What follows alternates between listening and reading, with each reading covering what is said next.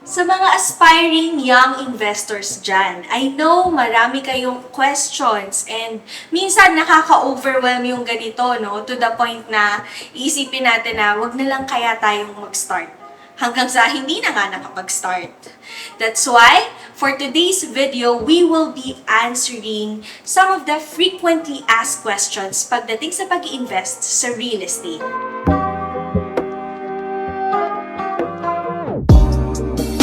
I started investing in real estate when I was 23 and sobrang swerte ko dahil may mga kakilala ako na may knowledge na and experience sa pag-i-invest sa real estate.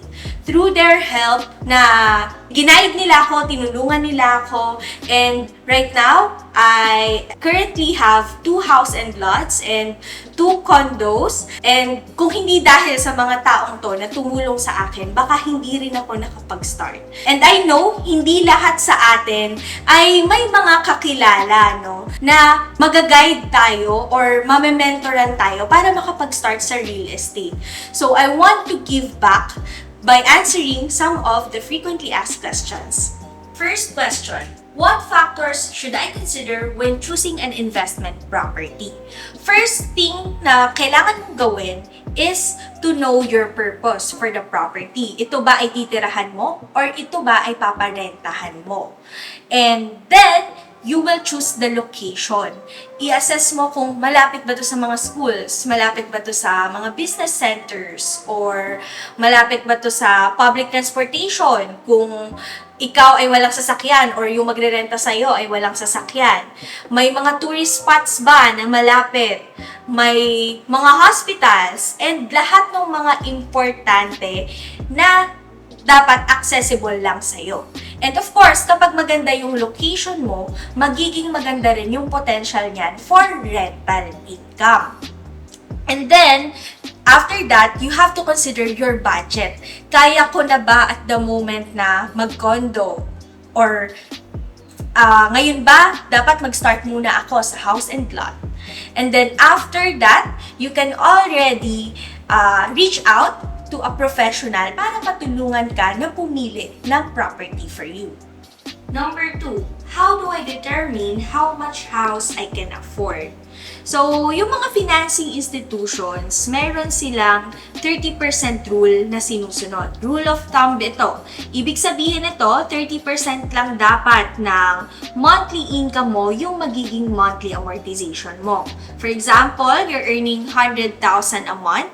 Ang magiging total monthly amortization lang dapat ng mga loans mo ay 30,000 pesos. So, if may existing loan ka na, kunwari, car loan amounting to 15,000 pesos, ibabawas yon sa 30,000 pesos. So, meron ka na lang 15,000 pesos para sa housing loan naman. So, ang idea lang kasi behind this, no, of course, meron pa tayong ibang investments. Hindi naman pwedeng 100% ng ating salary ay nakalaan para lang sa ating property investments. Kaya, sinusunod natin itong 30% rule. And for example, na maximize mo na yung 30% mo sa bank, don't worry dahil yung 30% naman sa pag-ibig ay pwede mo pang gamitin. That's another 30% dahil si bank ay private institution and si pag-ibig naman ay government. So, hindi sila nagkakakitaan. Meron kang 30% kay bank at meron ka rin 30% kay pag-ibig. Next, how do I finance an investment property? Nabanggit ko na ito kanina. Meron tayong banks and meron ding pag-ibig. And actually, meron pang isa, yung Balay Verde program. Iba-iba ang interest rates ng mga to, iba-iba rin ang requirements. We will talk more about these financing institutions in our next video. What are the requirements upon reservation and when applying for a housing loan? Actually, depende ito, no? Iba-ibang developers, iba-iba rin ang requirements. And iba-ibang financing institutions, iba-iba rin ang requirements. Pero, ang pinaka-basic na hinihingi, valid IDs. At least 2. And then, we also have the proof of income dahil nga may mga income requirements na hinihingi, di ba? They have to make sure na pasado tayo doon sa income requirements na yon. And then, proof of billing. And sa reservation, of course, yung reservation fee. If married, minsan hinihingi rin yung marriage certificate, no? Depende sa developers. So, these are the most basic requirements upon screening, no? Or after the initial screening. Minsan may mga additional requirements pa. Next, how do I make sure I'm approved for the loan? Marami sa atin na concerned, no, or worried na baka hindi ako ma-approve sa loan after the down payment period. So, para ma-assess natin to, sa una pala, kung maa-approve nga ba tayo, meron tayong tinatawag na 5 C's of credit. Ito yung ginagamit na basis ng mga financing institutions para ma-assess kung i-approve ka ba nila, kung capable ka ba na bayaran yung hinihiram mo sa kanila para sa iyong real estate investment. Yung 5 C's of credit na yon, the first one is character. Dito, chine-check yung iyong reputation. Kumusta ba magbayad tong borrower na to? Okay ba ang credit history niya? Yung mga current loans ba niya? Yung mga existing loans ay nababayaran ng tama and on time? So, kaya importante, no, na nagbabayad tayo ng bills natin palagi sa tamang oras. Second C is capacity. Dito chine-check yung iyong income. Pasok ka ba doon sa income requirements? And chine-check din dito yung stability ng iyong employment. Gaano katagal ka na ba sa trabaho mo? Gaano kadalas ka ba lumipat ng trabaho? And also, yung mga existing loans nyo. If naalala nyo, nabanggit ko kanina yung 30% rule. So, i-consider din nila yung existing loans nyo to check yung inyong capacity. Kaya pa ba mabayaran? Given na meron ng existing loan itong borrower na to. Next C is capital. Ito naman yung mga financial reserves and assets nyo. Of course, kung mas malaki ito, mas malaki ang chance na pahiramin kayo ng financing institution. Dito rin pumapasok yung down payment na naibigay nyo kay developer. Kung mas malaki kasi yung naibayad ninyo kay developer during the down payment period, ang iisipin ng mga financing institutions ay committed talaga tong borrower na to na ituloy yung kanyang property investment kasi malaki na yung malaki na yung nabayaran niyang down payment kay developer and maliit na yung ilo-loan niya sa financing institution. Fourth C is collateral. Ito yung asset na ipipledge natin sa financing institution.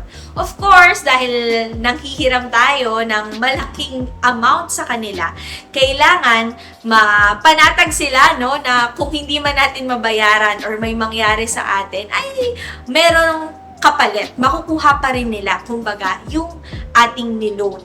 Ang collateral, pwede tong sasakyan, existing na real estate mo, real estate investment mo, or insurance, kahit ano na asset na kaparehas ng loan value na ilo-loan mo dun sa financing institution na pinag-a-applyan mo. And ang last C natin ay conditions. Dito pumapasok yung overall terms and conditions ng loan. Included din dito yung mga external factors na maaaring makaapekto sa ating capability sa pagbabayad ng ating ilo-loan. So, kasama dito yung economy. Of course, mas okay or mas mataas ang ekonomiya, mas may chance na ma-approve tayo sa loan dahil hindi mawawala yung ating current source of income, and included din dito yung industry trends and yung purpose ng loan mo. Ito yung 5 C's of credits na pwede nating i-assess sa sarili natin sa una pa lang para alam na natin kung may chance ba tayo na ma-approve sa financing institution. Next question. Should I manage my investment properties myself or hire a property management company? Actually, depende ito sa iyong time and energy. May mga nag-i-invest kasi sa real estate, no, na pumapasok sa rental business, pero may mga full-time job. Paano mo nga naman i-manage kung meron kang full-time job at 5 times a week, 5 days a week, 8 hours a day, ay nasa trabaho ka? medyo mahirap naman talaga yon. So, kung ganito yung situation, mas maganda na mag-hire ka ng property manager. Pero, kung may time ka naman, energy and capability na i-manage yung business mo, pwede rin naman. So, nasa preference talaga ito, no? And, nasa time mo. Next, what is the difference between short-term and long-term rentals? Main difference nitong dalawa, no, ay potential for income and yung capital. Not only in terms of finances, no, but also in terms of energy, time, and effort. Sa short-term rental, malaki yung potential niya na kumita, and kung mas marami kang bookings for the month, for example, na fully book ka, mas malaki yung kikitain mo. But at the same time, hindi naman yan kikita basta-basta. Just like any other businesses, kailangan mong i-market yan, i-post kung saan-saang social media sites, kung saan-saang apps, bago magkaroon ng mga tenants or ng mga magre-renta. So, when it comes to time, energy, and effort, mas marami rin yung kailangan sa'yo. And at the same time, yung unit mo kailangan Instagrammable or hotel-like para mas maraming magrenta. So, kailangan mo rin ng money para mapaganda yung unit mo. On the other hand, sa long-term rental naman, fixed yung income. Depende sa napag-usapan nyo ng tenant, yun lang yung papasok sa'yo every month na money. And pagdating naman sa capital, dahil nga long-term naman ito, for example, 6 months ang kontrata nyo, hindi ganun karami yung time, energy, and effort na gugugulin mo or kakailanganin from you. Dahil after 6 months pa, tsaka mo pa kakailanganin maghanap ng panibagong tenant. And at the same time, yung maintenance ng unit, yung paglilinis, hindi ka na kailangan doon dahil meron naman nang nakatira.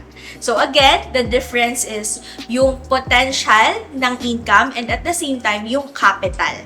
And last on our list, what is the difference of monthly down payment and monthly amortization? Yung monthly down payment, ito yung ibabayad natin kay developer. This will serve as their security, no? Na bibili talaga to. So, kay developer muna tayo magbabayad sa una. Kung ready for occupancy yung binibili nating units, usually 3 to 6 months yung down payment term or down payment period. And then, kapag naman pre-selling units, depende sa developer and sa project, pero kung stretch man yan, nag-range yan siguro umaabot ng up to 3 years to 4 years. Yung monthly amortization naman, ito yung ibabayad natin sa financing institution na pag-a-applyan natin ng housing loan. Kasi kapag tapos na tayo sa down payment period kay developer, merong balance yun, di ba? And yung balance nun, kailangan nating i-apply yun ng loan sa mga financing institution kung hindi natin babayaran ng cash yung property. So, yun yung difference. Monthly down payment siya kapag kay developer pa lang, monthly amortization naman kapag kay financing institution na. And usually, yung mga financing institutions, depende rin sa inyo, pero umaabot ng up to 30 years yung pwedeng period ng pagbabayad natin ng housing loan. Kung may mga questions pa kayo na hindi ko nasagot sa video na to, you can comment down below or you can send me a message. And don't forget to follow me on my social media accounts. I have a Facebook page, The JoPro Realtor, and I also have a TikTok at The JoPro Realtor. And don't forget to subscribe on my YouTube channel and click the notification bell for more updates. Again, this is Joanna, your JoPro Realtor, because you deserve a pro.